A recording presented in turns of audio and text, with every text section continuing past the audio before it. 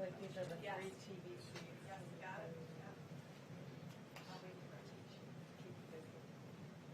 Very complicated formula. Yeah. I'm beginning to catch on though. Let's get back to normal.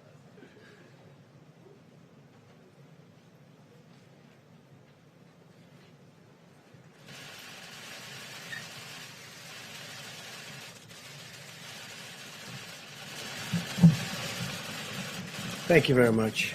Appreciate it.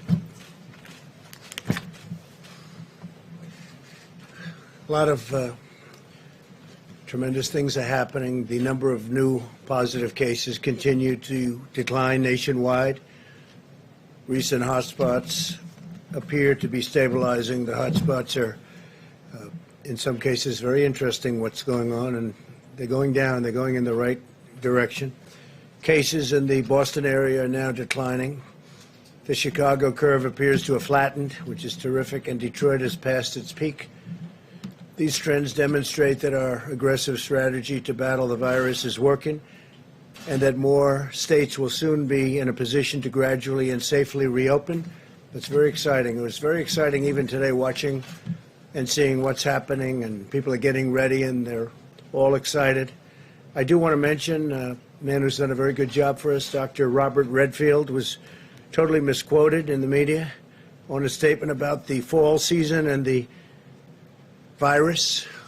Totally misquoted. I spoke to him. He said it was ridiculous. He was talking about the flu and corona coming together at the same time. And corona could be just some little flare-ups that we'll take care of. We're going to knock it out. We'll knock it out fast.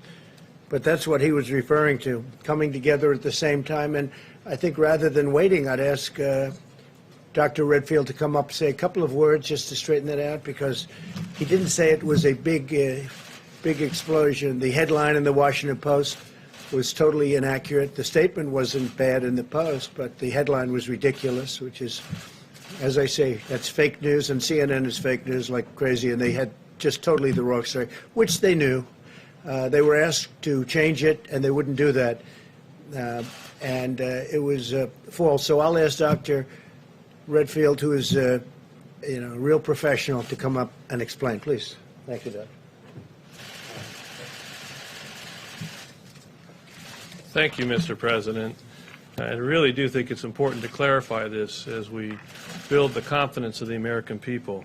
When I commented yesterday that there was a possibility of the fall-winter, next fall and winter, it could be more difficult, more complicated.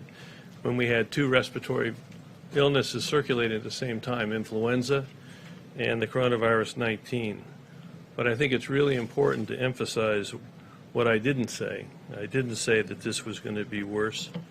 I said it was going to be more complicated or more difficult and potentially complicated because we'll have flu and coronavirus circulating at the same time.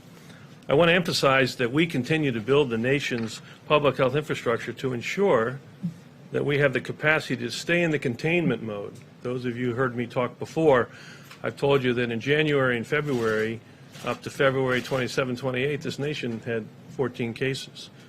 We were in the containment mode. And then, unfortunately, the virus overwhelmed where we got into extreme mitigation. We are building that public health capacity now to make sure that we stay in the containment mode for the upcoming fall and winter season. So we will not need to resort to the kind of mitigation that we had to this spring. I have confidence that our public health response of early case recognition that we've talked about, isolation and contact tracing, combined with our plans for increased surveillance, particularly for the most vulnerable, will be an effective public health strategy so our nation will be able to maintain itself in the containment mode. Again, that will be supported by the American public's continued cooperation, obviously in the areas of personal hygiene and the types of social distancing strategies that may be appropriate.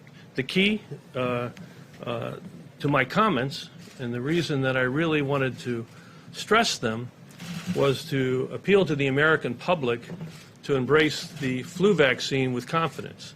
One of the greatest tools we have as we go through the fall, winter season that we're into is to get the American public to embrace the influenza vaccine and thereby minimize the impact of flu to be the co-respiratory disease that we confront. Thank you very much. Could I ask a follow-up on that, Dr. Redfield, please? Just to clarify, But I don't know what to follow up. He was misquoted, totally misquoted. He said they could come together. They didn't talk about that. And his whole purpose in making the statement was to get a flu shot so that next fall we don't have such a big season of flu. And we possibly won't. But as you said, it's possible if the corona even comes back, and he doesn't know that it's going to, and neither do I. We spoke at great length. And I think the doctor will speak if you'd like to continue, but we may have some embers, and we're going to put them out, of corona. But we may have a big flu season. But that's different. Flu is very different from corona. Ask you a follow-up question? Yeah, go ahead, sure. Okay, so, Dr. Redfield, the Washington Post, which you did the interview with them, they quoted you as saying there's a possibility that the assault of the virus on our nation next winter will actually be even more difficult than the one we just went through.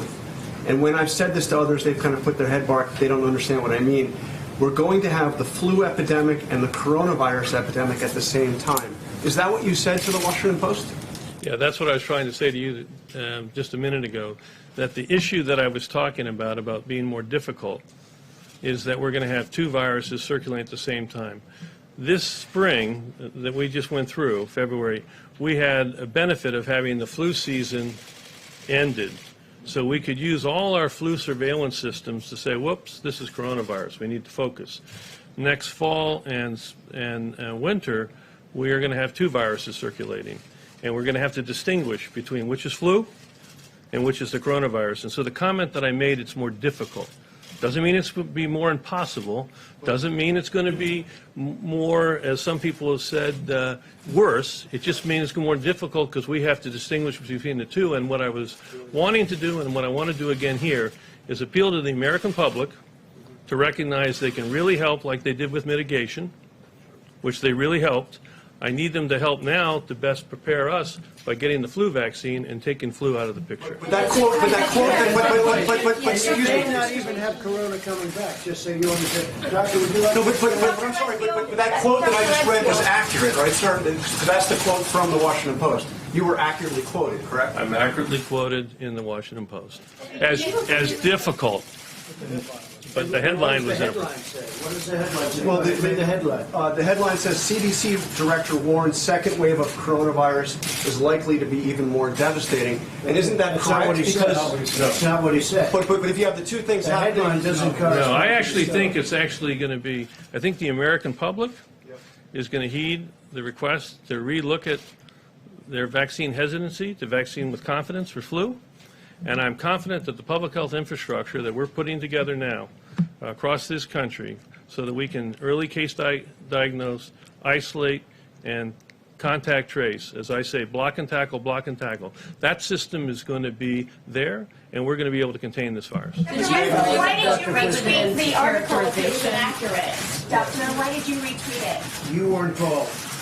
So we talked about this yesterday when you asked me this question, and someone I think used the word devastating. And I want to really, again, emphasize to the American public that when we first interacted with this virus for the first time in the February and March timeframe, we didn't have an understanding of its transmissibility, all of its symptoms.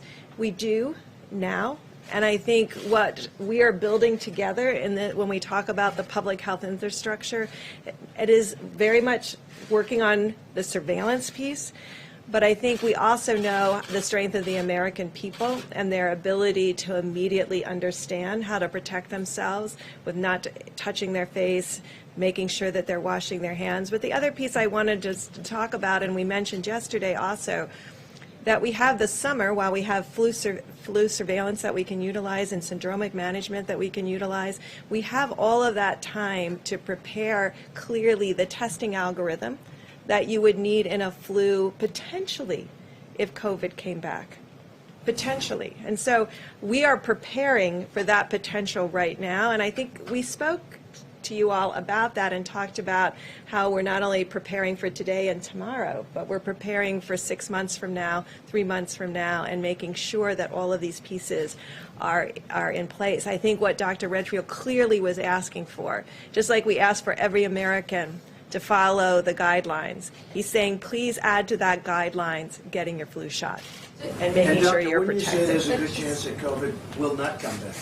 We don't And know. or if it comes back, it's in a very small confined area that we put out. Well, Go ahead. the great thing is we'll be able to find it earlier this time. And I think that's what we're talking about. We'll find those cases earlier. So what Dr. Redfield said, we would be able to stay in containment phase.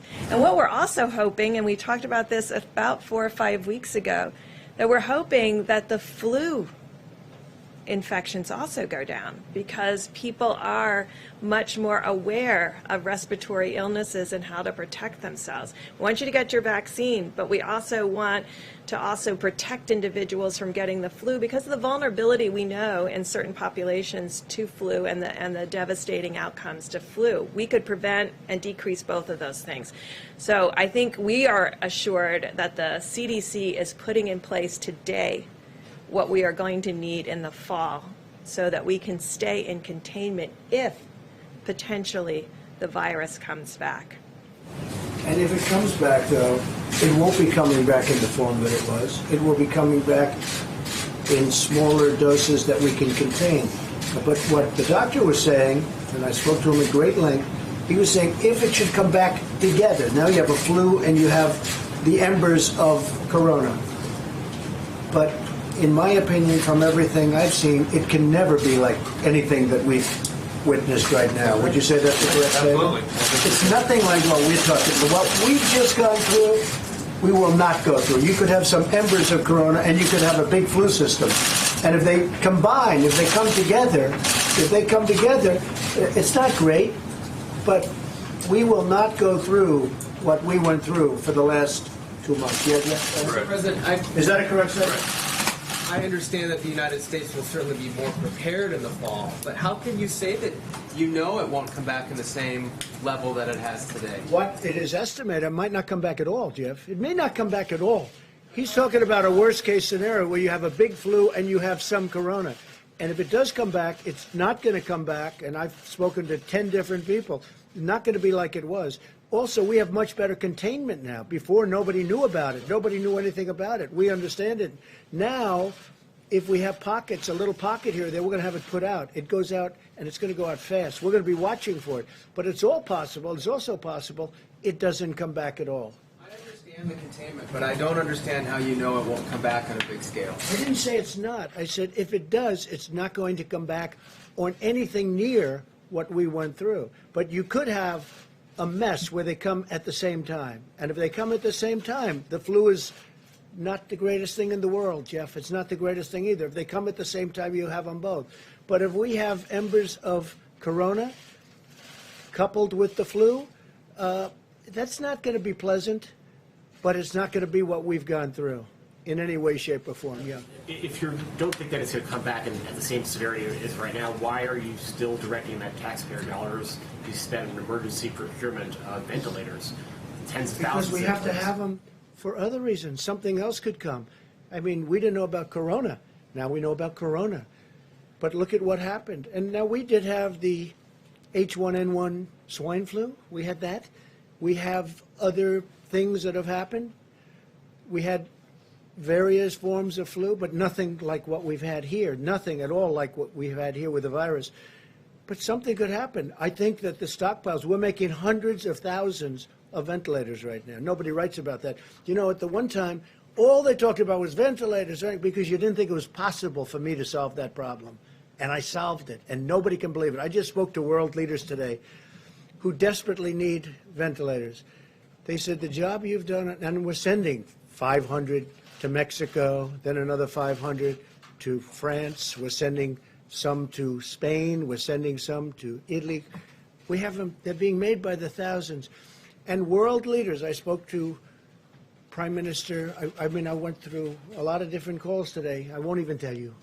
But I can give you a list if you want. But I went through a lot of calls to a lot of leaders, spoke with Pakistan. They would like to have some ventilators. We're going to get them some ventilators. But they all said to me one thing. It was incredible that you solved the ventilator problem, because that was a big problem. The testing problem, we've done more than any other nation in the world.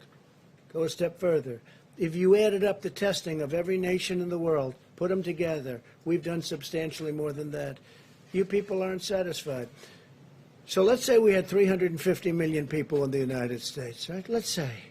And if we gave every one of those people a test 10 times, so we give 350 people a test 10 times, the fake news media would say, where's the 11th time? He didn't do his job. Trump didn't do his job. Because you have a lot of bad reporting out there. It's very sad. And it's so bad. That's not true. Well, you're one of the leaders of the bad reporting. No, but that's not true. Okay, let's get on to another subject. I wanted that to be cleared up. If you want, we can get onto it later, but I want the Vice President to speak. But you ought to get the news accurately. You ought to write it. If you take a look at what you wrote about the ventilators, and when we became the king of ventilators, we're making different factories all over ventilators by the thousands. In fact, Mike got back from Wisconsin. First thing he did, he called up. I said, how's it going? He said, you're not going to believe. He just saw a plant, a factory, where they're making ventilators. I think I can say the words were unbelievable. He said it was unbelievable when he saw the quality of the equipment, the professionalism, a tremendous number of, how many workers would you say were there? Over 550. They doubled production and are about to triple production. Nobody thought this could be done. The fake news was very unhappy that it was done. But you guys don't ask me about ventilators anymore. Who's unhappy that ventilators Everybody. are being made? Because you never mention it. You never mention it. There's no stories. What a great job we've done with ventilators. We're now supplying ventilators all over the world because no other country could have done what we did. And you should say that's a great story. Instead, you say Trump was slow or slow. We were so fast. Plus, we put the ban on so much earlier. When Nancy Pelosi, as an example, you don't say this, when she's having her rally in San Francisco, in Chinatown, in San Francisco, nobody wants to say that. If we didn't, and Dr. Fauci said this, if we didn't close our country to China, we would have been so infected like nobody's ever seen. When you saw the chart, and we were at the top of the list in terms of success, nobody wrote it. I said, where is anybody going to use that chart? Nobody wrote it. In terms of mortality, you saw that. Nobody wrote it. Germany and our country, the most successful in terms of mortality. Nobody wrote it. It would be great if you wrote the truth, but let's get on with it because I want Mike to speak and then we'll take some more questions on the assumption you'd like to, and I think you probably will. It's been encouraging to watch states begin to open up and it really has been. It's a beautiful thing to see as restrictions are lifted. We must maintain vigilance and continue practicing social distancing. I encourage governors to follow a careful, phased approach, and I want to remind all Americans to adhere to our guidelines, very important. The governors are going to adhere, hopefully, or they're going to do what they think is best. I want them to do what they think is best, but ideally they'll adhere. Wash your hands, avoid close physical contact as much as possible, and wear a face covering when distancing is impractical. There are cases we've flattened the curve and really made tremendous progress, but we must guard against a dangerous rebound. We don't want a rebound. That's so important. This is what we're just talking about. We don't want a rebound. The doctor doesn't want a rebound. These people definitely don't want a rebound. I don't think you want one, do you? Huh? You, especially. We don't want rebounds after all this death that we've suffered. Not work. I don't view work. I view it death that was unnecessary. Should have never happened. Should have never left that little area where it started. You know it, and I know it, and they know it. In our all-out war against the virus, we continue to make great strides on testing, famous testing, doing more than anybody else anywhere in the world. Nothing funny about that, John.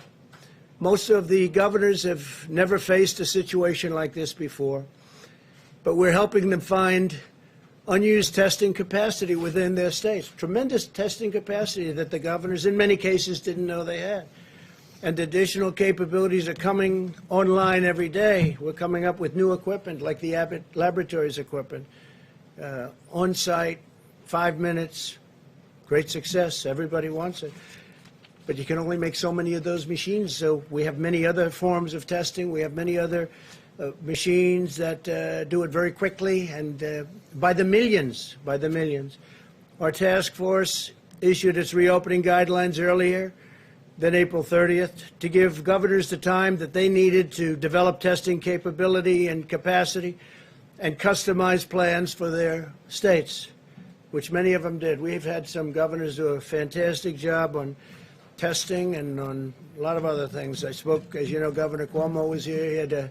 We had a great conversation on testing yesterday, and they're doing a really good job in New York.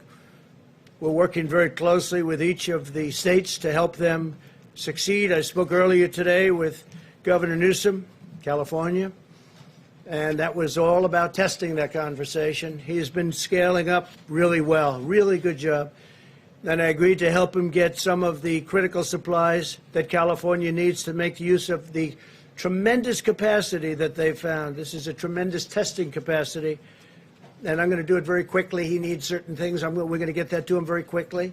Now, could he get it himself? Yes, but I can get it faster. He understands that, and he's done a great job, and we're going to have it to him. We're going to have a lot of it to him over the next 2 days, and we're going to beef it up the following week, get him a lot of additional. He's done a really terrific job in California. Some of the governors have done a fantastic job working with us. I told the governor of Georgia, Brian Kemp, that I disagree strongly with his decision to open certain facilities which are in violation of the Phase 1 guidelines for the incredible people of Georgia. They're incredible people. I love those people. They're great. They've been strong, resolute, but at the same time, he must do what he thinks is right. I want him to do what he thinks is right. But I disagree with him on what he's doing, what I want to let the governors do. Now, if I see something totally egregious, totally out of line, I'll do. But I think spas and beauty salons and tattoo parlors and barbershops in Phase 1, we're going to have Phase 2 very soon, is just too soon. I think it's too soon. And I love the people. I love those people that use all of those things, the spas and the beauty parlors and barbershops, tattoo parlors. I love them. But they can wait a little bit longer, just a little bit, not much, because safety has to predominate. We have to have that. So I told the governor very simply that I disagree with his decision, but he has to do what he thinks is right. I'm excited to announce that in the coming weeks, the Air Force Thunderbirds, they're incredible, and the Navy Blue Angels, equally incredible, will be performing air shows over America's major cities and some of the cities that aren't major cities. They're going to be doing a lot of work, a lot of very dangerous flying. It's dangerous. You know the odds when you start going at massive speeds and you're 18 inches away from each other. That's dangerous work. Your son is a great pilot, and I don't know if he can be. Could he be a Thunderbird? I don't know. See. I think he probably could, from what I hear.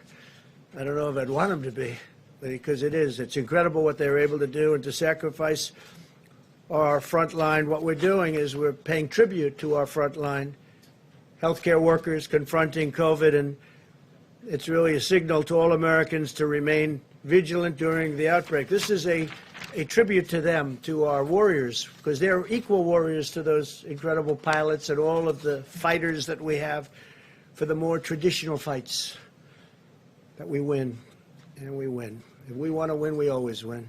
Sometimes we don't want to win, so we just go to a standstill. But that's always, that's not the way this country works. Operation America Strong was the idea of our great military men and women, the Thunderbirds and the Blue Angels crews who wanted to show support to the American medical workers who, just like military members in a time of war, are fiercely running toward the fight. It's going to be great. I want to see those shows. I've seen them many times, and I can't get enough of them. And on July 4th, we'll be doing what we had at the mall, as you know. We're going to be doing it. Last year was a tremendous success, and I would imagine we'll do it. Hopefully I can use the term forever. That was a great success, as you remember. Even though it was pouring, it was raining so hard. It was raining. That was about as hard as I've seen in a while, but it was an amazing success. Didn't bother the pilots, didn't bother the military, didn't bother the the crews that we had there. So we're going to be doing that again on July 4th. Our great military is operating at 100% during this crisis, and thousands of troops are deployed alongside of civilians in the COVID hotspots. As you know, you see them all over. When I spoke with Governor Cuomo, and when I spoke to Gavin Newsom and many of the other governors, they wanted to know if we could have some military help with the medical, and we gave it to them. And in every case, they said, fantastic. I mean, just fantastic. New York City, Mayor de Blasio called me to say it was inspiring to watch. He was there when the military came in. He said it gave everybody spirit when he saw the professionalism and the spirit that they had. They walked in and they helped a lot of people, doctors, nurses, respiratory technicians and professionals. It was an incredible thing. But everybody that saw them going to work said that was something special. So we're going to have some tremendous air shows all throughout our country, and that's in honor of what we're all going through together and the people that are helping us so much. And unfortunately, the people who have passed away from something that should never have been allowed to happen. Following around-the-clock negotiations yesterday, the Senate answered my call to replenish the Paycheck Protection Program so that millions of additional American workers can keep getting a paycheck. We just increased it by $310 billion. I urged the House to pass the bill without delay. In our first round of funding, we provided nearly $350 billion, and it went at record speed to American workers and small businesses. And it's really been an incredible success. I want to thank the banks. We had the big banks, the little banks, the commercial banks of all kinds. We had the community banks, were fantastic, by the way, community banks. And as you know, this was an interesting story. In recent days, I've called for Harvard, that's Harvard University, which has a $40 billion endowment fund, to return the money that it was allocated under the CARES Act. And I'm pleased to announce that Harvard has announced today that they will not accept the funds, nor will Stanford University or many of the others that were involved, both on a university level, also on a company level. Some of the companies were bigger than people had represented or bigger than people had thought, and strong enough that they didn't need the money. So there's a certain amount of money that we are not sending. Well, as soon as I heard it, I said, stop funds. And for the most part, I guess they stopped it, Mike, right? They stopped it. But we're not, they're not accepting the money, and that's great. And so I want to thank Harvard. I want to thank Stanford, and I want to thank the other companies. In the case, it's broken differently between colleges and companies, but I want to thank the companies and the other great universities, and there's some great ones. The legislation passed by the Senate yesterday also reserves $30 billion in loans for small financial institutions that serve minority and distressed communities. They're very important. We're determined to protect our African American, Hispanic American, and minority workers who have been hit so hard by this hidden enemy. My administration is pursuing a comprehensive strategy to address the full spectrum of needs in these communities, supporting both health and economic revitalization. First, my administration is committed to providing the testing that is needed to fight the virus in distressed communities. In the last month alone, we have already sent over $1.4 billion to our nation's 13,000 community health care centers. Think of that, 13,000, to increase testing and treatment in the underserved areas. We're also expanding access to telehealth. Telehealth has become a big deal. You know, I've been reading about it for years, and all of a sudden, because of this, it's become a big thing. People can't leave their houses. They didn't want to leave their houses for various reasons, including they wanted to follow the guidelines. The legislation passed by the Senate yesterday, and I want to thank everybody. A great vote, great. It's, as you know, it was a unanimous vote. How often do you see that? But the legislation passed by the Senate yesterday includes an additional $25 billion to further expand testing and provides even more funding for community health centers and various forms of epidemics and pandemics. And we'll be working on that because, as per a couple of your statements and questions before, we want to work on that for the future. We hope this doesn't happen again ever. But last time was of this magnitude, 1917. That's a long time ago. So we want to be prepared. And we are prepared. And as I told you, we're building up hospital, not only our stockpile, which is being built up greatly, but also hospital stockpiles. We're getting them what they need. We're working out cost arrangements with them, and we're getting them a lot of the ventilators, which are the hardest thing for them to get, both from a cost standpoint and a technical standpoint. At the same time, we're also supporting the establishment of new testing sites focused on these communities. 40 sites have launched so far, and there are plans to launch dozens more in the next 3 weeks. We're coming up with testing apparatus and testing plans that are incredible when you look at the numbers. And some people are very, very big on testing, but some people are much less big than I am, I will tell you, and they're professionals. But we want to have it so that nobody can talk about, gee whiz, I wish we had more testing. Nobody's done it like we've done it, and nobody will. And we're getting very much stronger. We have incredible professionals doing it. So many different tests have now evolved.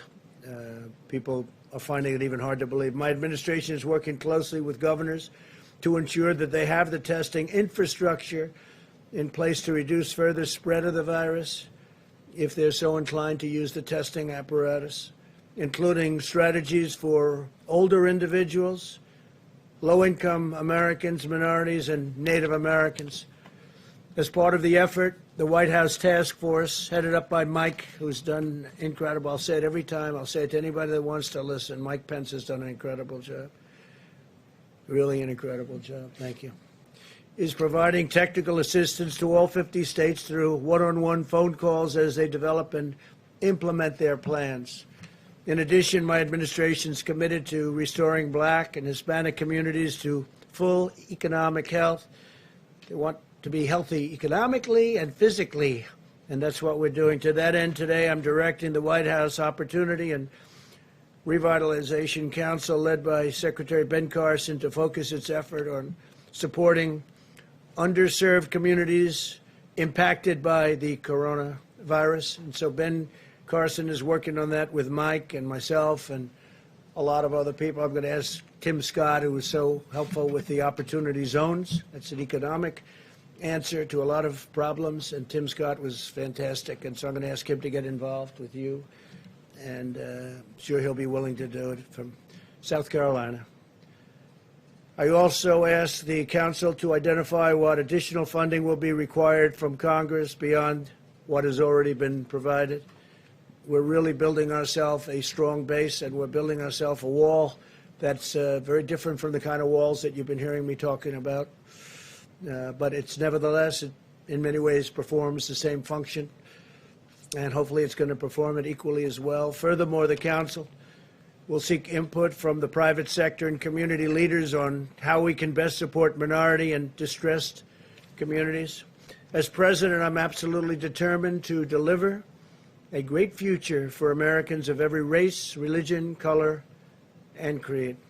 Before our nation was attacked by this horrible enemy, our African American and Hispanic American citizens were prospering like never before. Best employment numbers ever. Not only African American, Asian American, Hispanic American, every American. We were breaking records at every level. We had almost 160 million people employed. We were never even close to that number. And we were also breaking them economically, highest stock market numbers, highest numbers of every kind. And I think we're going to be back there, and I think it's going to be much sooner rather than later, and I think we'll surpass those numbers, including our employment numbers. But I'll not rest until that prosperity has been fully restored. And again, I really believe that we're going to lift those numbers higher than ever before, and it won't be as long as people might think. A lot of very smart people are looking at that and they're betting. You just have to look at what's going on with the stock market. In order to protect our great American workers, I've just signed an executive order temporarily suspending immigration into the United States. This will ensure that unemployed Americans of all backgrounds will be first in line for jobs as our economy reopens. Crucially, it will also preserve our health care resources for American patients. We have to take care of our patients. We have to take care of our great American workers. And that's what we're doing. So I've just signed it just before coming into the room. And very important, very important. And as to amending it or extending it, that we can do at the appropriate time. But it's now signed. Earlier today, the First Lady and I planted a tree on the south lawn of the White House in recognition of the 50th annual Earth Day.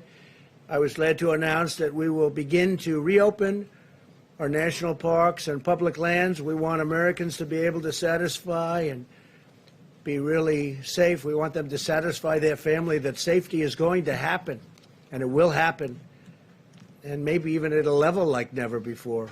We've learned so much. But we want them to enjoy these great national treasures as we continue to take reasonable precautions, and hopefully it'll be just reasonable. My administration has directed more than $7 billion in federal funding to support the development of treatments, diagnostics, and therapies, and that's something, doctors, I hope you can really work on. It's something so powerful and so important. The FDA, the NIH, and industry leaders are establishing master clinical trial protocols to test multiple promising new drugs at the same time, and we're doing a lot of testing right now. More than 1,600 locations across the country have signed up to administer convalescent plasma to patients, infusing them with antibodies of those who have recovered. And when they recover, I said it last time, practically the first thing they say is, I want to give my blood so that I can help other people. They want to give their blood. It's incredible. They're laying in bed. They're still in pretty weakened conditions, and they say, I want to give my blood, and that's happening all the time, isn't it? If you recovered from the coronavirus, I ask you to consider contacting your local blood or plasma donation center to arrange a donation that could potentially save many lives. With love for our nation and loyalty for our fellow citizens, we will safeguard our families, care for our neighbors, heal the sick, protect our workers, and build the future for a country that is the greatest country anywhere in the world, and we're only going to get greater. Thank you very much. Mike Pence, please. Thank you, Mr. President. White House Coronavirus Task Force met today, and despite the fact that there have been more than 843,000 Americans who contracted the coronavirus, and we grieve the loss of more than 47,000 of our countrymen. According to Dr. Birx and her team, we continue to see encouraging signs because the American people have been putting into practice the guidance that's been issued by the President and this task force, and they've been taking to heart the guidance of state and local officials. And Mr. President, as we learned today, we are continuing to see declines in all the major metro areas around the country that have been most impacted. Numbers remain low and steady on the West Coast, in Washington State and in California. The New York metro area, New Jersey, Connecticut, all appear to be past their peak. And as our scientists may reflect in a few moments, we also are seeing the positive rate going down, which is actually even as encouraging as the declining cases. The Detroit metro area appears to be past its peak. Seattle metro area, as I mentioned, remains stable. New Orleans metro area is the most stable of all the large metro outbreaks. We also are continuing to see stabilization and even declines in Houston and Atlanta and Nashville and Baltimore and Indianapolis and elsewhere. This is a tribute to the American people, to the fact that the American people have taken to heart the guidelines, the social distancing, the personal hygiene, the the recommendation that you use the drive-through at a restaurant rather than going in a restaurant and avoiding groups of more than 10. On the President's behalf, on behalf of our entire White House Coronavirus Task Force, we just want to urge all of the American people to continue onward. We all want to reopen America, and we want to reopen our states and our communities as soon as it is safe and responsible to do so. But I want to say to my countrymen, the fastest way to reopen America is to continue to do what you've been doing. It's the fastest way, as President Trump has said many times, to get our country working again is to put the coronavirus in the past. And we are on our way to doing just that. You know, for early on, the President called forth not only the full power of the federal government, but he called forth the full weight of the American economy. And I had the privilege yesterday to travel to Madison, Wisconsin, and see American industry and American workers at their very best.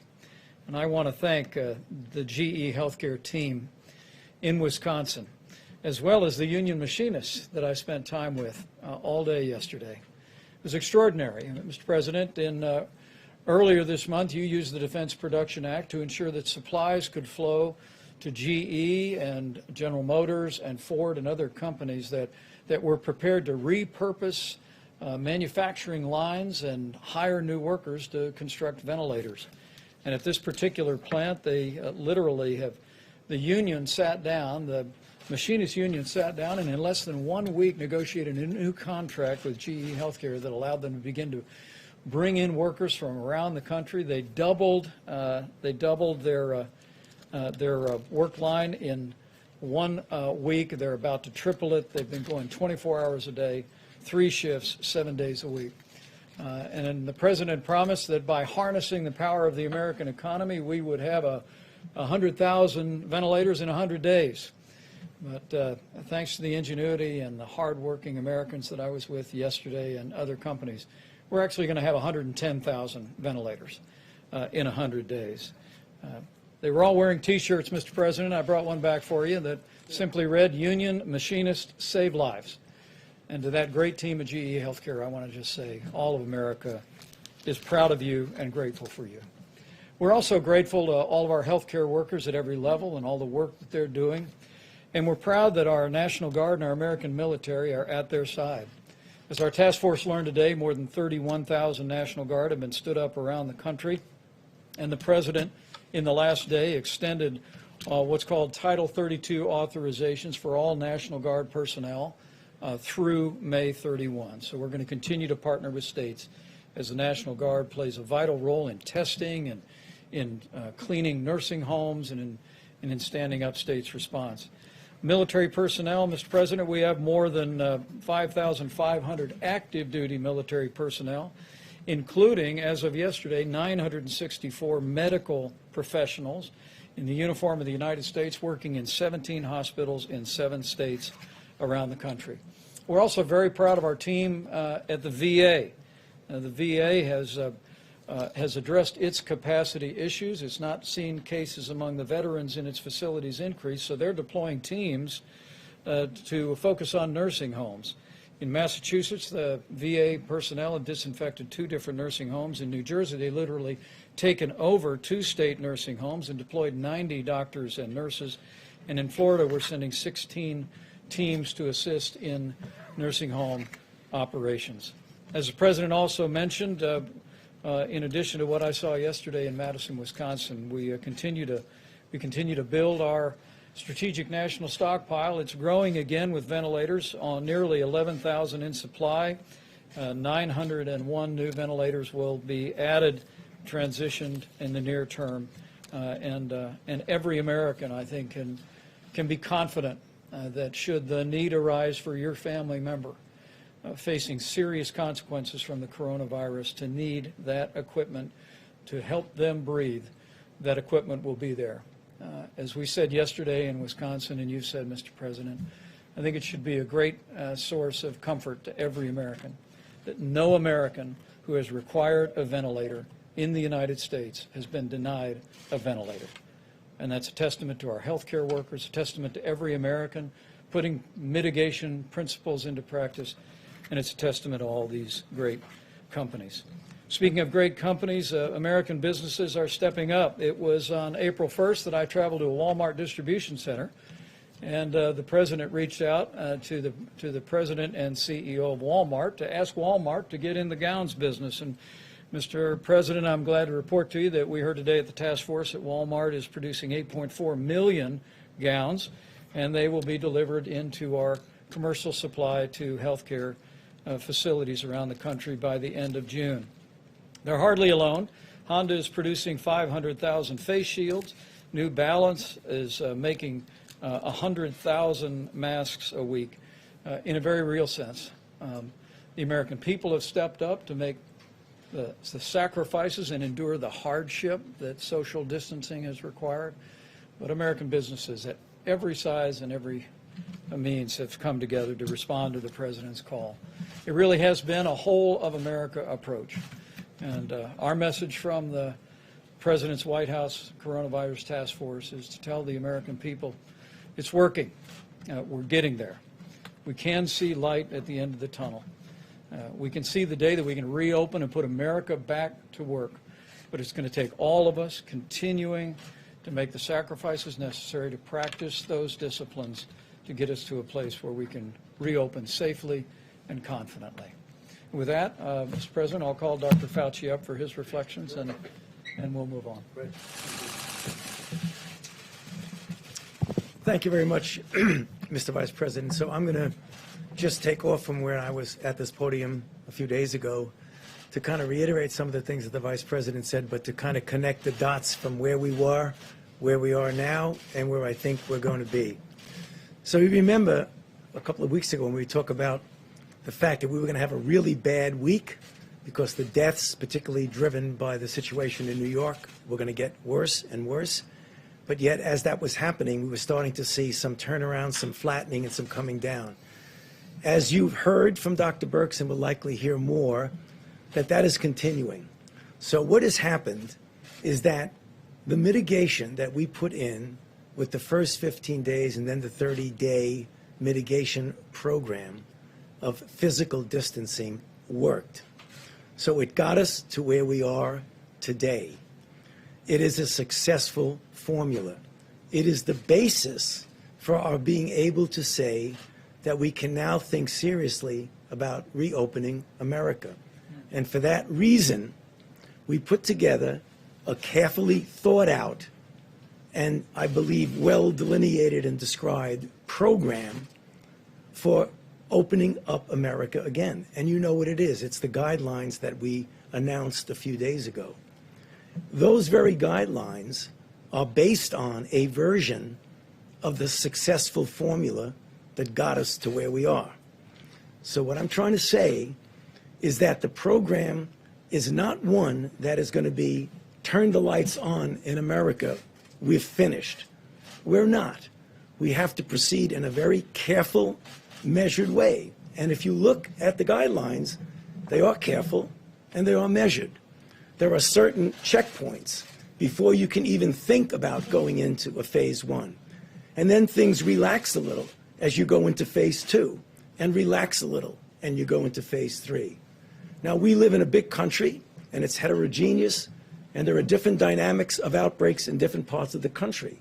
So the speed with which one can go from one to another, at the point at which you can even begin to think about the phase, is going to differ.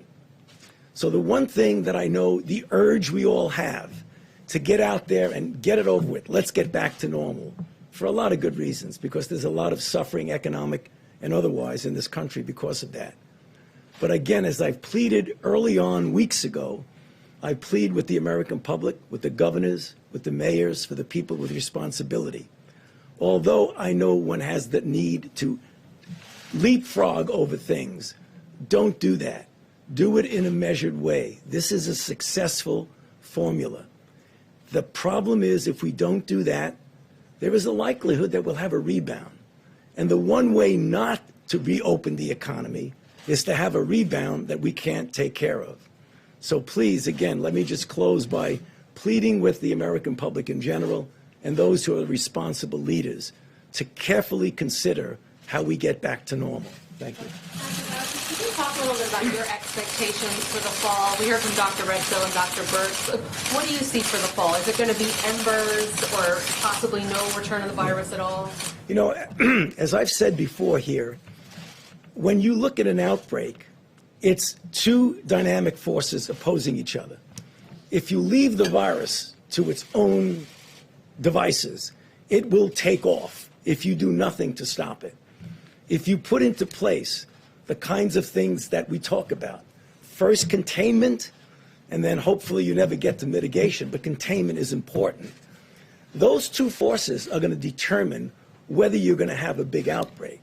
So what Dr. Redfield was saying, first of all, is that we will have coronavirus in the fall.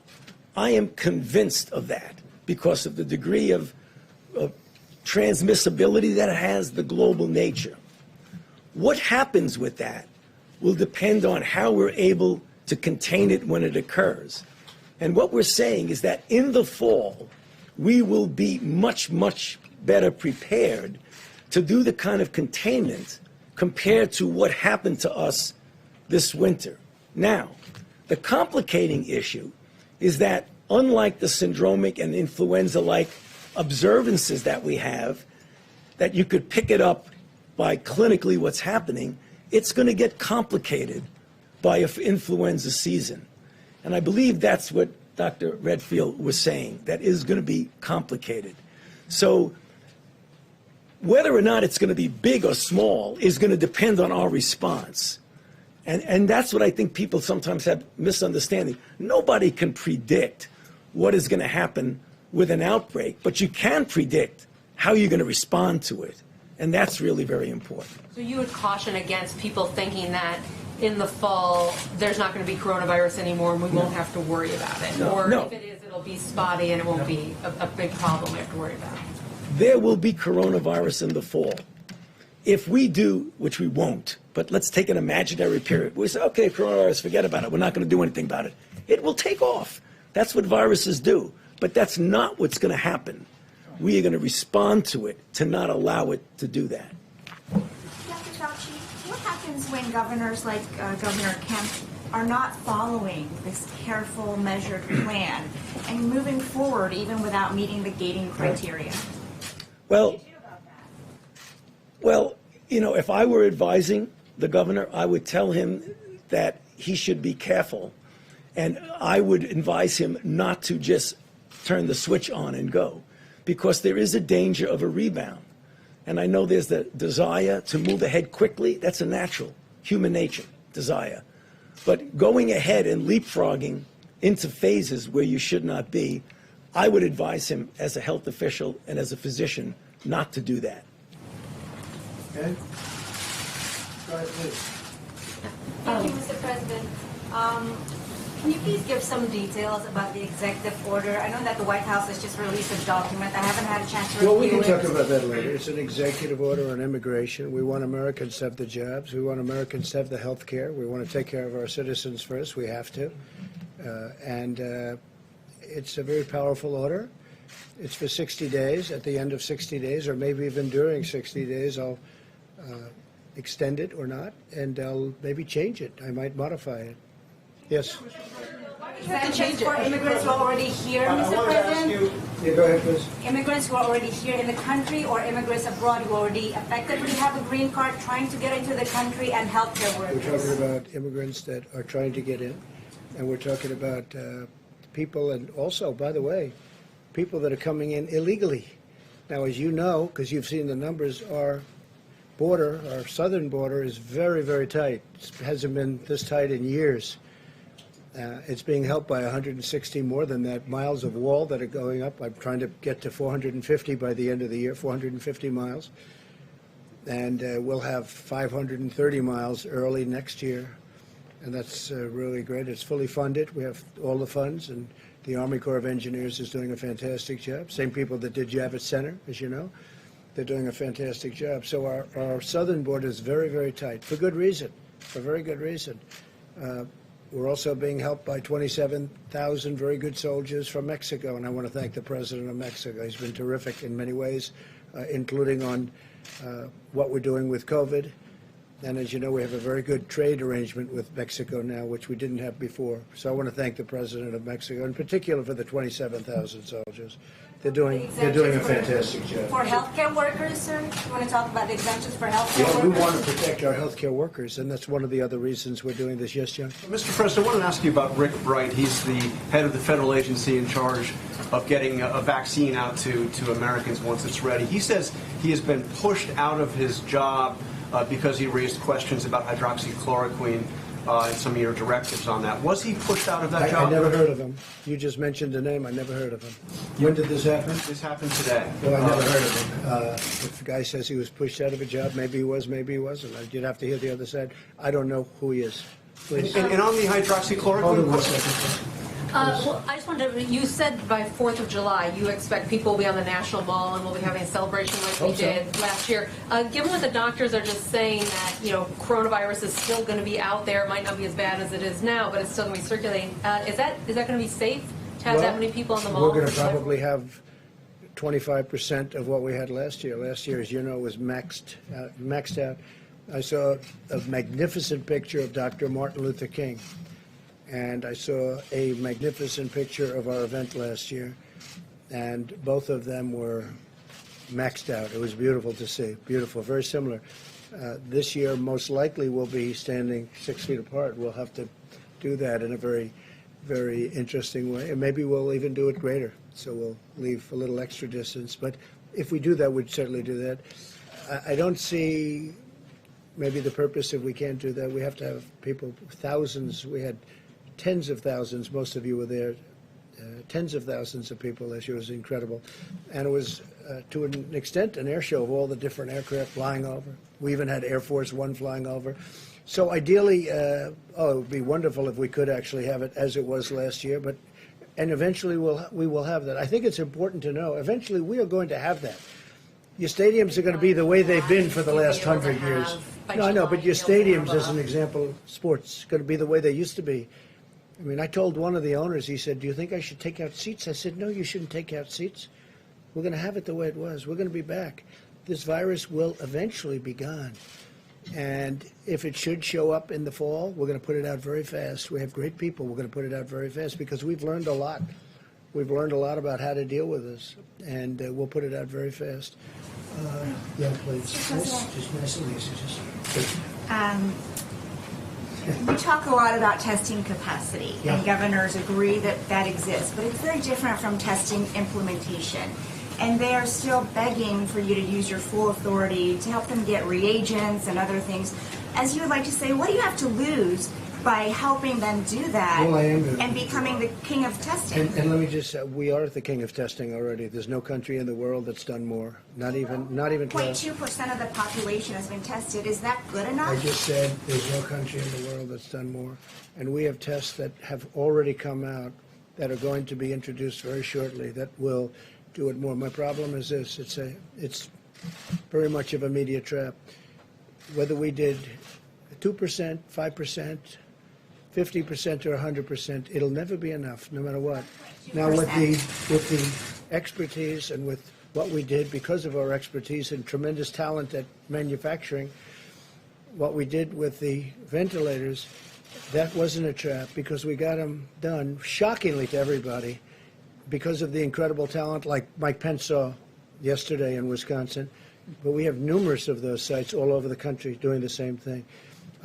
So that when the governors were complaining, some of the governors, I must say, and it was very much along party lines for the most part, but except for one, when the governors were complaining, we said, no, how many do you need? We need 50, we need 100. One governor asked for many, many, many thousands, and it turned out they didn't need that, and that's good. We got them, and nobody that needed a ventilator, you know this, and we went through this with the governors that needed a ventilator, didn't get a ventilator. That was an incredible achievement. With testing, it's a little different. It's much easier than ventilators. It's like 2%. But, for instance, the swabs are coming in by the millions. They're literally coming in by the millions.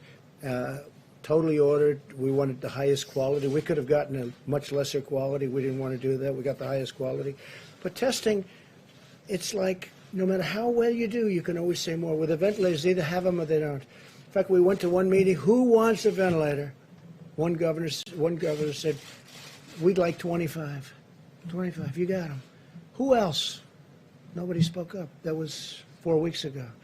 So that was great. The problem with the testing is, and I said, if we test 350 million people, you'll say, no, we want them to have a second test or a third test or a fourth test. Not everybody believes as strongly as some people on testing. Some people want to do testing because they think it's impossible for us to fulfill that goal. That's easy compared to ventilators, as I've said. But we have a tremendous testing capability, better than anybody in the world right now. And every day it's growing, and it's growing very substantially. These doctors are very talented people. They've seen testing all their lives. They've never seen anything like we've been able to do. So we're going to give everybody what they want with the testing. But again, testing, and I've said it from the beginning, the actual test has to be administered locally. You can't do from Washington or faraway locations federal testing nearly as well as you can where you have a governor, he has mayors, and they have representatives, and they know the back of a Walmart. Put it in the parking lot in the back of a Walmart, or put it in a certain location in different states. They're doing it beautifully. It's working beautifully. The relationship I have with the governors, and Mike has, and we all have with the governors, I would say other than one or two, but even them, they don't complain. They're not complaining. So we're doing tremendous testing. And ultimately, we're doing more testing, I think, than probably any of the governors even want. Okay, please, Jennifer. Back on the immigration, EO, can you say, is it just for green cards, for green card holders? Or Green cards were is it also for subject, people seeking temporary work visas? It's subject to change. We have some people coming in, for instance, helping the farmers. We want to have the farmers take care. They've been coming for years and years, and they're helping our farmers, and they've been coming in for years. We don't want to do, the border's been turned off a number of times over the years. And you know what happened? Our farmers all went out of business. They were out of business. They couldn't farm. We're taking care of our farmers. Nobody ever took care of farmers like I take care of farmers, including the $19 billion that we're dispersing to farmers because of some very good things that happened. Subject to change because some of your advisors are saying there could be a problem with it, or subject to change No, because just you want it to might be extend? modified. It could be modified next week, in 2 weeks. It could be modified in 2 months. No, we may modify it as we go along. But right now we have a very powerful immigration ban, but it could be modified, meaning made tougher or made less tough. We don't want to hurt our businesses, and we don't want to hurt our farmers. Very important. Can I ask you about your conversation with Governor Kemp? What did he say to you when you said you strongly disagreed with him? And for gym owners and tattoo parlor artists and barbers in Atlanta and in Georgia generally, would you advise them to listen to you and not to their governor? Look, I'd like them to listen to their governors, all of their governors. I have the right to do if I wanted to clamp it down, but I have respect for our governors. They know what they're doing. I think, and as you know, Brian Kemp, governor of Georgia, I worked very hard for his election. He beat their superstar. He beat the superstar of their party. I think you can say I helped a lot.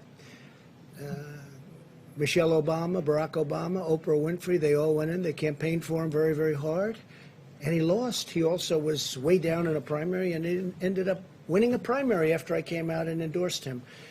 So a lot of good things, and there's a lot of good feeling between myself and Brian Kemp. I like him a lot. I happen to disagree with him only in time and timing. I disagree. When you have spas, beauty parlors, and I love these people. I know the people from spas and beauty parlors, tattoo parlors, bikers for Trump, a lot of tattoos. I love them. I love these people. And barbershops. These are great people. But you know what? Maybe you wait a little bit longer till you get into a phase 2. So do I agree with him? No. But I respect him, and I will let him make his decision. Would I do that? No. I'd keep him a little longer. I want to protect people's lives. But I'm going to let him make his decision. But I told him I totally disagree. Okay. Thank you, Mr. President. The Vice President, in his remarks, was talking about the federal efforts that have been undertaken as it relates to nursing facilities. And as you both know, they've been just so incredibly hard hit, just tragic, over 10,000 COVID-19 deaths so far. The industry says that they're struggling as it relates to testing. Can you commit to increasing testing at the nursing facilities Yeah, well, across we're the doing that country? automatically. I mean, that's almost common sense, but we're doing that automatically. I mean, you look at the state of Washington. That was our first glimpse of it. They got hit so horribly in that nursing home. It seemed like everybody was from a particular nursing home. So we knew immediately that was going to be a problem, and we're doing that 100%. We're taking very special care of our nursing homes and our seniors, other than me. Other than me. Nobody wants to take care of me. But other than me, we're taking care of our seniors. Another Yeah, area. please, Mike, go ahead. Thank you, Mr. President. No, it's just an enormously important question.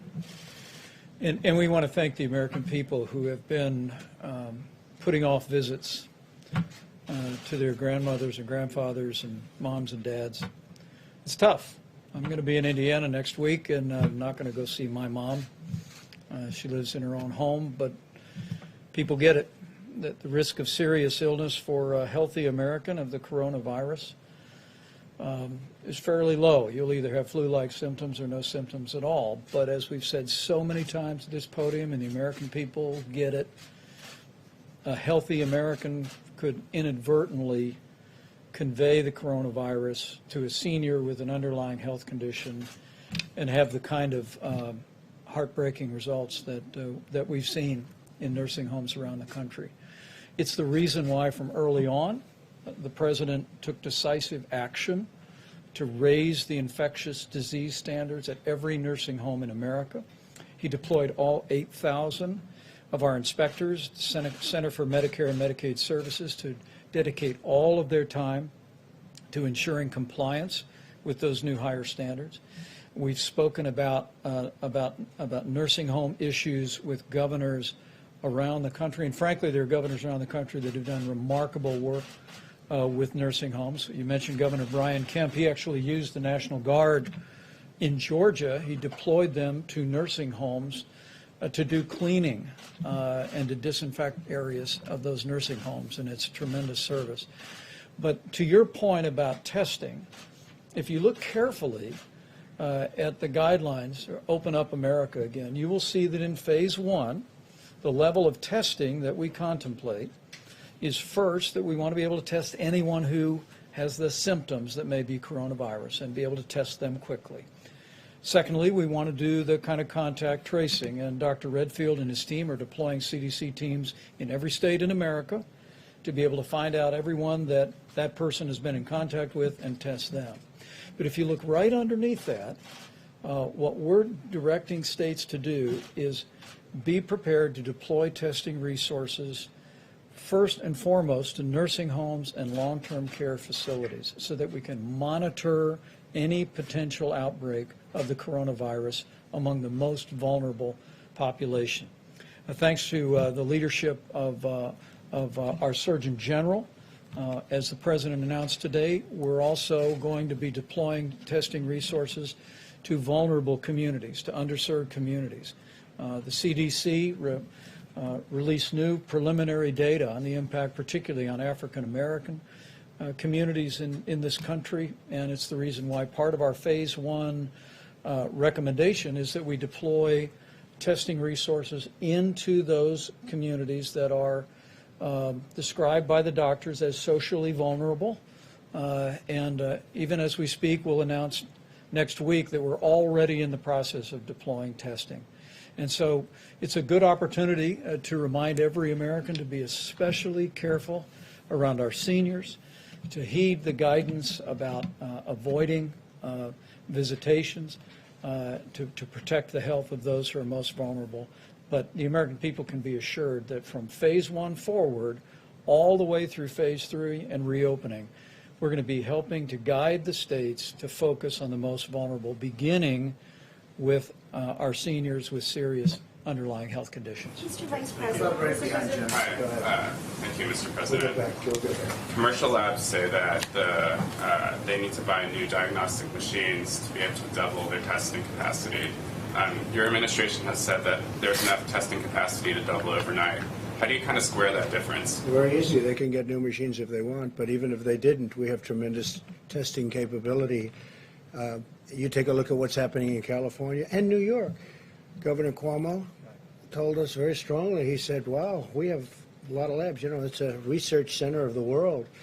They have tremendous. In California, too, long conversations. They have tremendous testing capability there, too.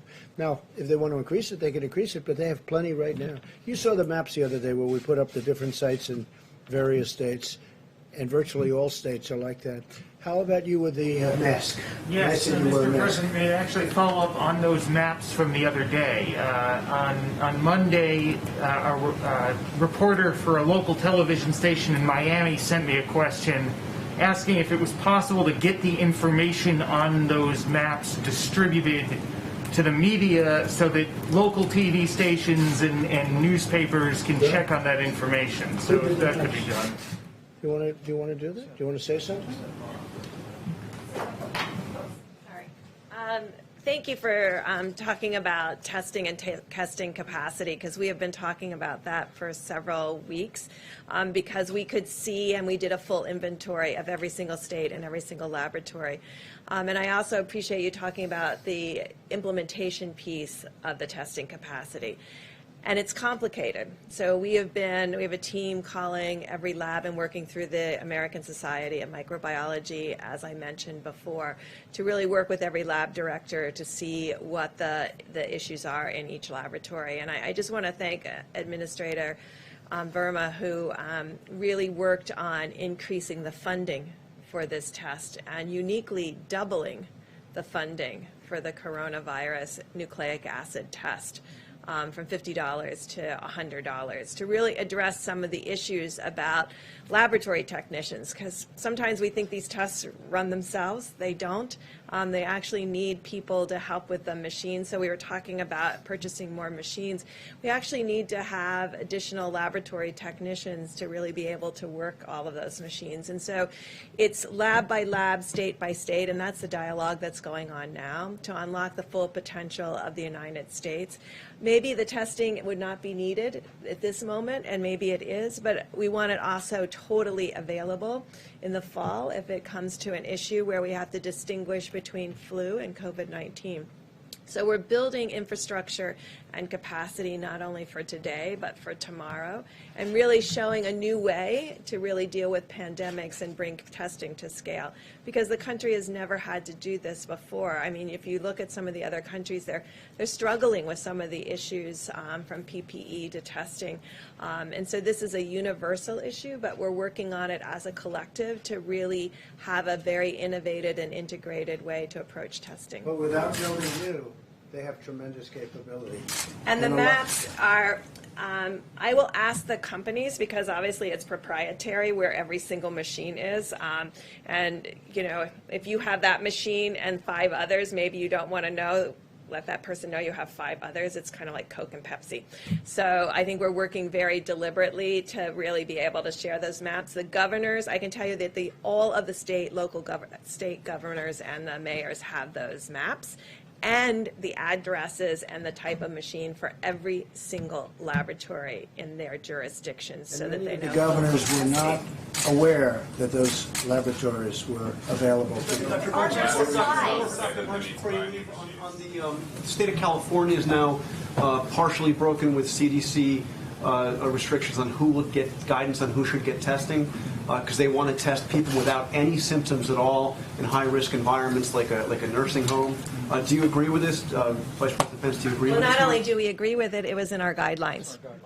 That was fundamental to our guidelines, and I think we were the first group that said testing asymptomatics will be key. We've always said that we think that's a significant contribution to infections, and we went to the places where we thought it was most critical to find cases the earliest, and so that is where we have asked states in the guidelines to start with nursing home, indigenous peoples, and people in underserved areas in cities to really ensure that we're monitoring for any type, because we know the asymptomatic piece may be the tip of the iceberg, in fact, be the iceberg underneath the surface. And so if you're only seeing cases, maybe this. But in parallel, we're working with states and local governments to really define what that population is by doing, in collaboration with states, working with them together to really reinforce this antibody testing, but in a careful way where you do 2 antibody testing to increase your sensitivity and specificity into the 99+% range, because we think it's really important that you have a very high quality test, but a high quality test that you can really tell someone that they've had this before. And so we're waiting to have those 2 tests that we can do in series to really assure people. But that was in the guidelines from the very beginning, and we think it's fundamental both for right now and going through the fall, because that will be our early alert if any of the COVID virus reappears. How much more testing are we John, going you to didn't need? know that was in the guidelines? The CDC Well, criteria it's says currently in the that- CDC guidelines. No, You're it's saying right, I thought it's right in the guidelines. Dr. Burke, while you're there, can I Jerome, just... would you like to say something to that, please? Thank you, Mr. President. And I just want to reiterate to everyone that the task force and the administration have a commitment to protecting vulnerable people. And that includes in the area of testing. We've had the opportunity to talk to many different groups, and we hear that testing is absolutely a concern. And we'll be giving you more details in the coming days, but I just want you to know that we're building on the public-private partnership that the President rolled out with pharmacy and retail companies like CVS, Walgreens, Rite Aid, Walmart, and Kroger to accelerate testing for more Americans in more communities across the nation. We're going to be increasing access to testing for undertested, underserved, and minority communities, and we're working closely with partners and states to establish sites in areas most in need of increased access to testing. We're using data. CDC provided data to locate sites in counties that are undertested and socially vulnerable, especially with high populations of Black, Hispanic, rural, and Native Americans. We're using the CDC's Vulnerability Index, as you heard about earlier, to select sites. This measures the resilience of communities when confronted by external stressors along 4 main themes: socioeconomic status, household composition, and disability, minority status, and housing type. Our goal is to have about 2/3 of these initial sites located in counties with moderate to high social vulnerability, and about 1/4 of these sites in counties with high social vulnerability. So again, I want communities that are vulnerable to understand that we are strategically and intentionally making sure we're deploying testing in those areas so that people can get identified if they have symptoms, can get identified if they are asymptomatic, and that we will be able to deploy resources appropriately. Thank you. I have a quick follow-up for Dr. And I have to Burke. say, our Surgeon General is doing a great job. Thank you. Great job. Really good. OAN in the back. Mr. President, thank you. Can we talk about Iran? You put out a message this morning making a rather big announcement for our military when it comes to Iranian aggression. Are you going to change formally rules of engagement for our U.S. military so that they can engage? We're covered 100%. We don't want their gunboats surrounding our boats and traveling around our boats and having a good time. We don't want them anywhere near our boats. And so you know the order I gave. I don't think I have to say it again, but I've given that order. Under the Obama administration, it was taking place all the time. Under my administration, I gave this order early on, and nothing happened. They were very nice. There was no problem. But then I noticed yesterday they did that in a much lighter form, but they did that again. I said, we're not going to stand for it. So if they do that, that's putting our ships at danger and our great crews and sailors in danger. I'm not going to let that happen. And we will. They'll shoot them out of the water. The U.S. military does not have to change its rules of engagement in order to follow your... No, that's the rules of engagement. That's a threat when they get that close to our boat. And they have guns. They have very substantial weapons on those boats. But we'll shoot them out of the water. Okay? Please. Thank you, President Trump. If possible, I'd like to ask a question to Dr. Fauci and then a very different one to you. To Dr. Fauci, today the CDC and the USDA said that the first pets in America had tested positive for the coronavirus. What does that mean, and what should the public know about that? Pets? Pets, 2 pets. So that question was asked before, but I'll be happy to answer it again. Certainly, animals, pets, can get infected. big cats in zoos have been reported to be infected with coronavirus. There's no evidence that the virus is transmitted from a pet to a human. Now, obviously, is that impossible? I mean, biologically, anything is possible, but there's no evidence whatsoever that we've seen from an epidemiological standpoint that pets can be transmitters within the household. So it's not surprising. I mean, when you have viruses that can infect multiple species, isolating it from an animal doesn't necessarily mean the animal is transmitting it. What about the lion in the New York Zoo? Yeah, well, that's the lion of the New York. How did that happen? It probably happened. I don't know, Mr. President, but I would imagine that one of the zookeepers probably had an asymptomatic infection, took care of the animal, gave him some food, touched him or whatever, and that's how we got it. Thank you. And President Trump, my question for you, President Trump, my question for you is, earlier in these briefings, you talked a lot about giving Americans hope, and you wanted to focus on that. But now that the crisis seems to perhaps be lessening, I wanted to ask you about accountability. And of course, millions of Americans became familiar with you as the tough boss who fired people for doing a poor job. I wanted to ask you about two specific things. There's a report from Reuters today that the HHS secretary put a former dog breeder in charge of day-to-day coronavirus efforts to begin with, and also on Facebook. Reuters reported today that Alex Azar, the secretary of HHS, put a former dog breeder, that was his most recently former job, in charge of day-to-day operations of the coronavirus. That I don't know, but you just tell me something. And what's the second? And the second one is on face masks. Taiwan has a bigger population than New York State. Early on, they had universal wearing of face masks. No problem with face masks if the governors want to do that. We ordered, I don't know if you know, 500 million face masks. We have hundreds of millions right now.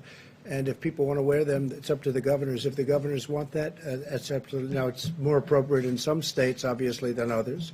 You have the big plains, and you have certain states where it's much less necessary. But, no, that's up to the governors, and we have that very well covered, I think, face masks. But people are wearing masks. We have hundreds of millions of face masks, and we have at least 500 million. That's a lot. We'll have them very shortly. Lots of people are wearing face masks now that the federal government advised it. It was almost overnight. But less than a month ago, our Surgeon General said that, and I'm quoting, they're, quote, not effective in preventing the general public from catching coronavirus. Should there be accountability there and also for the HHS secretary? Well, I don't know. Would anybody like to speak about it? I think, just so you understand, if somebody wants to wear them, I'm all for it. Would somebody like to discuss that? Go for it, boss. I think the comments that we made when we came into face masks, and I think it's important when we came out with the CDC guidance about face masks, or what we called face coverings, was in recognition of the growing understanding of asymptomatic infection or pre-symptomatic infection, was the recognition that we could use a barrier. And the reason, and I have mine when I'm in public, right here, that I use, that this barrier, in case I was in fact infected, if I didn't know, is a barrier to prevent me to protect you, in case I happen to be asymptomatically infected. There's very good data to show that the ability of viral particles to go through a barrier is substantially diminished. And that's why we recommended these face coverings. I think if you go back to when CDC came out with that recommendation, some people may think intuitively it's to protect them from getting infected. No, it was to protect you from potentially getting infected by me when I go out in public. Jerome, do you? Jerome, please. I actually appreciate you asking that question because it's one that that we've had to clarify several times, and I understand why the American public has been confused over time. As Dr. Redfield mentioned, initially we said, based on CDC, World Health Organization, and most other major public health organizations, that the public needed to know that these masks were not effective or shown to be effective in preventing you, if you wear a mask, from catching coronavirus. Another important thing to remember is the context of those statements was a run on medical masks, on N95 masks, and our healthcare workers were at risk. What's changed? What's changed is we found out that unlike past viruses that are spread through the respiratory route. A significant proportion of coronavirus cases can be traced back to asymptomatic spread. So the task force deliberated this. We've always told you that we will look at the facts and we will give people recommendations based on the best available evidence at the time. And once we saw that asymptomatic spread, we said, well, masks still aren't effective, and from our point of view, at preventing you from catching coronavirus in a significant way. But we've always told people that they should wear masks if they know they have symptoms to prevent them from spreading to other people. Well, now that we know about 25 to 50% of people are spreading asymptomatically, we suggested people wear cloth facial coverings to prevent asymptomatic spread. You wear your mask to protect me. I wear my mask, and Dr. Redfield mentioned it. I've got my mask. I believe I have mine on me, Bob. I carry mine around with me, too. I wear my mask to protect you. We're 6 feet away, which is why I'm not wearing my mask to protect you now, and we also all have been tested. So that's why I'm not wearing mine now. Yeah, but I'm right next to you. Well, I'll put mine on if you want me to, sir. But again, important to know that if you're going to wear a mask, it's not a substitute for social distancing. Still, social distancing is the #1 thing you can do. Number 2, it's important to know that you should practice good hand hygiene and not touch your face, because you still could touch a surface and bring disease to your face. And number 3, this is the most important, well, it's just as important, please save the medical mask, the N95s, for the healthcare workers, because the cloth facial coverings are effective, as far as we know right now, based on the best available evidence, at preventing you from spreading disease to other people. So no inconsistency there. It's just the recommendation changed because the information changed, and that's what you want from your public health leaders. And the argument made that you knew about asymptomatic transmission at the time that you said that, and that you were essentially misleading the public. So that the honest answer to you is no, we did not. That was the recommendation of the World Health Organization and the CDC, and we gave you the best information we could at the time. So I actually a little bit resent that implication, because I work hard to try to protect the American people, and we are always going to give the American people the best information we have available at the time. And we're humble enough to say, look, if we don't know, we're going to change. We're going to change those recommendations. Just a wise guy question, that's all. Please, go ahead. Mr. President, I wanted to ask you about the launch of the military satellite by Iran. Wanted to get your response to that. Do you see this as an advancement of the missile program? You mean the shot they took? Well, they say no. Okay, they say all sorts. It was for television. Does anybody really believe that? They want to have better television in Iran. So they say no. We're watching Iran very closely, very closely. We know more about Iran than they do right now. We know more than they do. So we know all about it. We watched it. We knew it was going up. We followed it very closely. They say it was for television. Yes, please. Mr. President, just a quick Go ahead, finish up then, please. Yeah, very quickly. Are you concerned that they see this as a potential vulnerability on the part of the United States? There's the outbreak. What is it, vulnerability? Military readiness, the outbreak under Roosevelt, the fact that you're consumed with dealing with coronavirus here in the United States. Various navies have had outbreaks of COVID. Look, we're in 184 different nations right now. 184, the COVID.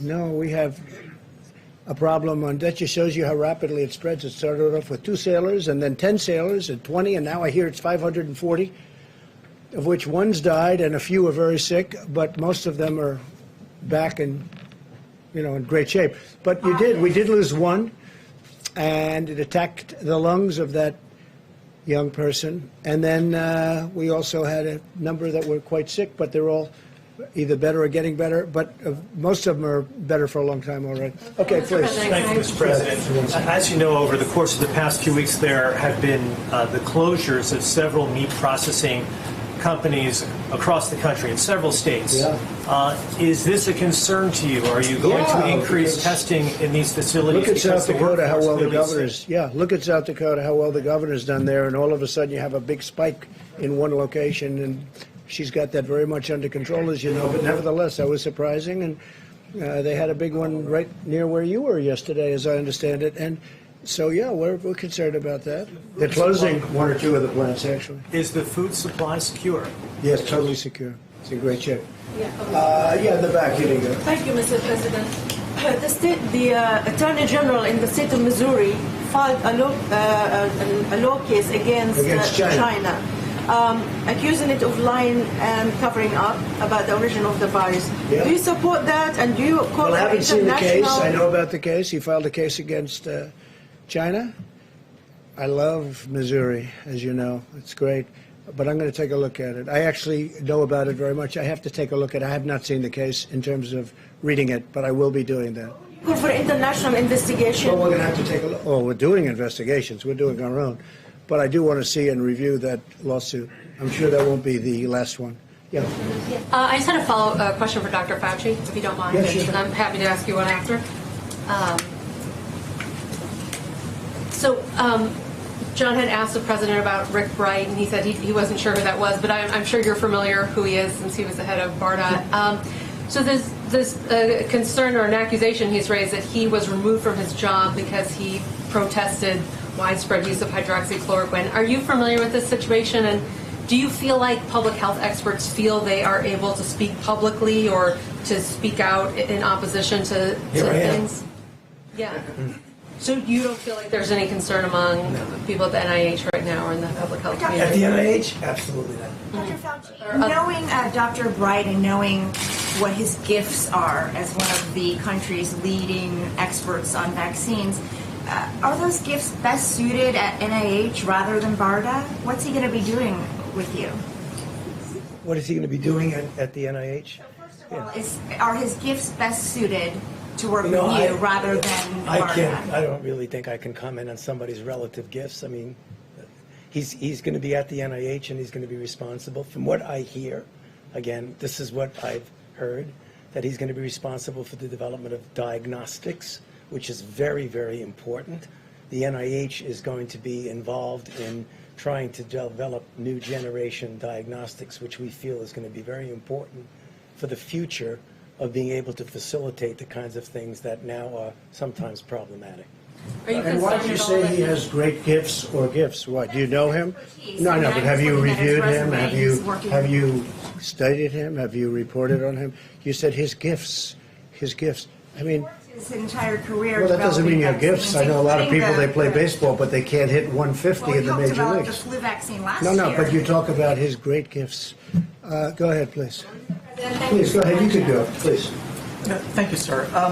I have two questions, one for myself and then one for a colleague of ours who cannot be here today because of social distancing. From where? I'm with USA Today.